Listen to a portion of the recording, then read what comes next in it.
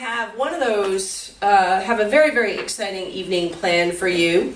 We have two very, very special teachers for tonight, which I'm wondering where the other one went. Was he there? To the rest. Oh, okay. Well, I better talk a while I introduce them. Tonight we have a very special treat for you. We have our current ambassador team, Adam and Mike, that are going to be teaching and tonight on our New Year's Prayer Revolution series. And I'm excited to have them teach. I feel like they have been both an incredible, it's been an inspiration to me to be able to get to work with them because I'm mentoring them in the ambassador program, and they're red hot for God. And nice. It's I love how committed they both are to serving God and how much they love God. And so the first person who's going to teach is going to be Mike Lozano, and I want to kind of talk a little bit about this is going to be his first teaching at one of our weekly services. So I'm super excited about that. One of the things is that it's been incredible to watch his growth just in this little bit of time since he stepped into the ambassador program. He had a desire for a long time before it actually happened. He had been waiting for a partner, and he was just determined. But just hearing his heart even before he began about how much he just wanted his life to matter and to have purpose and to have impact, and he wanted to see the power of God in his life. And so I've just seen this is the beginning of seeing incredible things of his ministry. I see him stepping out in confidence, not in his flesh, but really confidence in who God is, and really being passionate and caring. They go out and share their faith. And these guys, I've never, it's amazing to see, pretty much every time they've gone out there sharing their faith, they talk to people that are excited to talk to them. That's crazy. Wouldn't you say? They're going out talking to strangers, and pretty much people are giving them their phone numbers, all the time, and saying that they're interested, and they're talking to people about Jesus that they just met on the street. And so I mean to say that it really is a walk of faith in order to do that. And so I think that we've only seen the beginning of what's to come, but I've been really, really proud to see Mike growing into his ministry, and I think that he's a man that has had a big impact on this church already, and that there's more to come even. And it's just been exciting to have him on our leadership team as well. So welcome, Mike Lozano.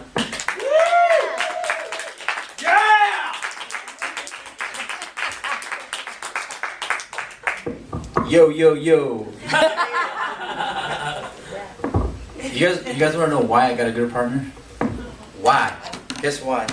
Take a guess why? God? Because I was praying to God. Yeah! Please, God, give me a good partner. So he did. Adam, thank you so much for being a great partner. Yeah, it's been great out there, going out there and just witnessing and stuff, and it's been tough, but I feel that that God is gonna bless me and Adam, the church, and everybody. So we ain't gonna give up. We're not. So my teaching today is going to be on we're never alone with God, and this teaching means a lot to me because when I was a child, I needed God a lot through prayer. Damn, even talking about it hurts. But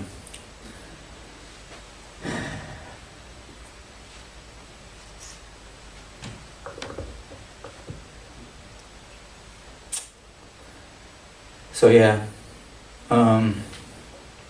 it was tough. When I was a kid, through my teenage years, I felt lonely. I felt not wanted by my own parents. But you know what, just by going, to God, by prayer and just, asking for help, he put the right people in my life. He put great basketball coaches that were in my life. Teachers, principals. And so it was just tough growing up, and I'm gonna share a verse, and it's you don't have to go there, but it's Psalms 4:1. It says, "Answer me when I call to you, my righteous God. Give me relief from my distress. Have mercy on me, and hear my prayer."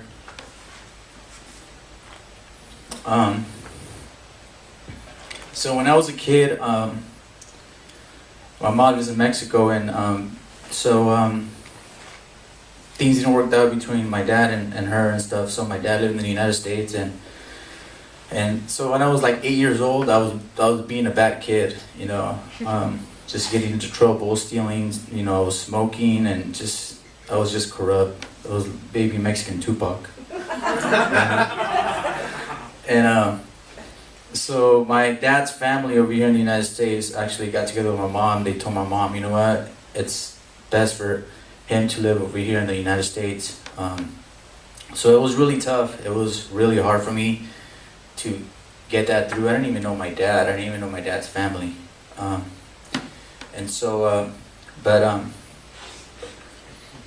I would always remember my mom praying every night, and she would teach me how to pray when I was with her.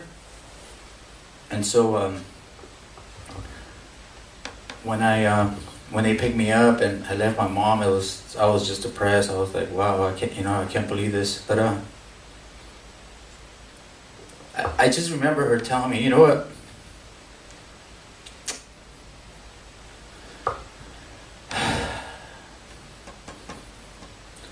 I'm not going to be with you, but just always remember, pray to God.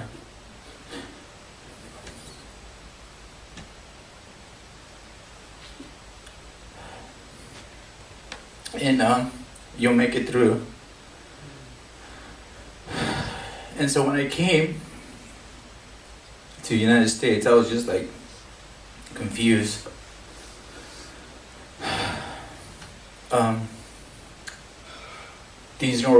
Things didn't work out with my dad and his wife over here. She didn't like me, and so I couldn't live with them. I was going from houses to houses. So I was going to my dad's house, going to my aunt's house to live with her, and then going to my grandma's house. So I didn't know where to fit in. And so I was just always just praying to God, you know, please help me.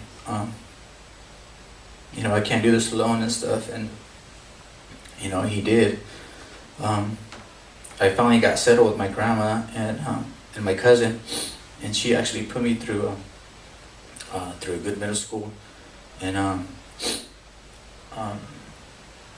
actually just kept on praying to God, and He put me with the right person. You know, He was my PE teacher, and He saw how much talent I had in basketball, and He just asked me like, hey, you want to play basketball? I'm like, I don't know how.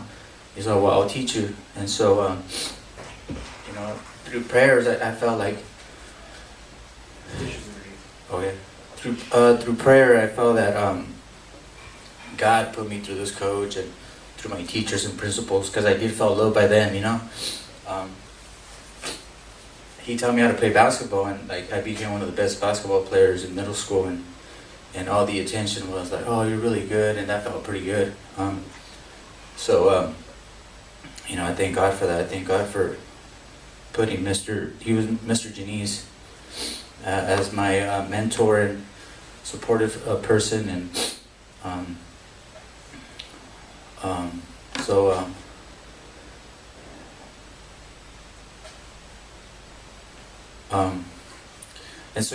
you know, I went through, after middle school, I went through high school, and there too, you know, I was a good basketball player, and you know, I was just, you know, hanging around with bad kids too, just because I wanted to fit in, you know, because I didn't know what to fit in, you know, the basketball players or the gangsters or the drug dealers and stuff. So. But I was cool with everybody, so everybody was like, a couple of times, a couple of gang members told me, hey, you want to join the gang? I'm like, nah, man, you know, I know I live around the neighborhood, but I'm a basketball player, you know. But that was through prayer, though, you know, because I would always ask God, like, God, you know what, God, I don't want to be those kids, you know. I want to be a good kid. I want to, you know, just be good. I don't know how to do it, but just teach me and help me, and he did, I got help through. If it wasn't for basketball and joining the basketball team, and I think that I would have either went the wrong way. I had a great principal supporting me, great teachers. Every time I would get a bad grade, they would help me out and give me extra points and stuff. So, but yeah,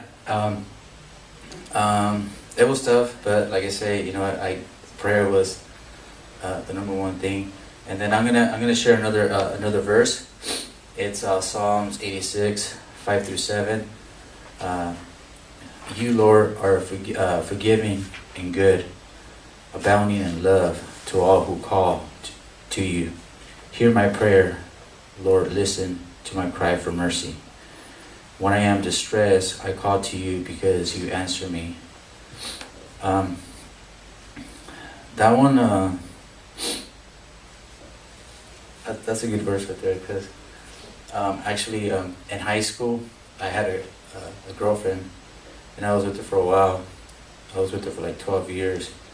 And I was 14 years old when I got her pregnant, and she had an abortion. And still, I didn't have any support from my parents or none of, church members. I didn't even go to church. And so that always, I just felt guilty, of doing that and why we did it and stuff. So, our relationship pretty much fell apart. I was just an angry kid, I didn't know how to deal with issues or problems, so I didn't care. I was just like, every time I would get into a fight with her, I would just tell her, like, I don't care, I could just find another person. But, the abortion part, is what really, like, hits me the most, because, ever since, that happened, and we broke up, I would always pray to God, to forgive me and pretty much forgive her, and for him to give us a chance to give us a family and get married and stuff, because we didn't know what to do. Her family was broken too and stuff. So,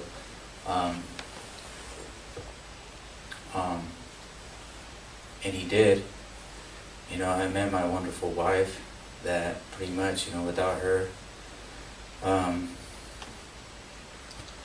without Lachey, I don't think that I would be close to God, close to, to you guys right now at this moment. So I did, pray for me and my ex. My ex, she got married and she has a kid, and I got married. I got a beautiful wife and two lovely, daughters and stuff, that God has given me and my wife. And but prayer does help. It doesn't matter. It doesn't matter what you going through, what you went through in the past. That's my answer right now to everything. Through my job, our finances, everything that I do, especially now that I'm in the ambassador program.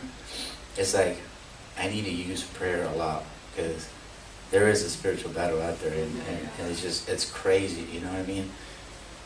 Not too long ago we went through a lot, and if it was just God, giving us a house, giving us money, and it was all through prayer, because I couldn't do it alone, Before I was just drink or just take out with my friends and do whatever, but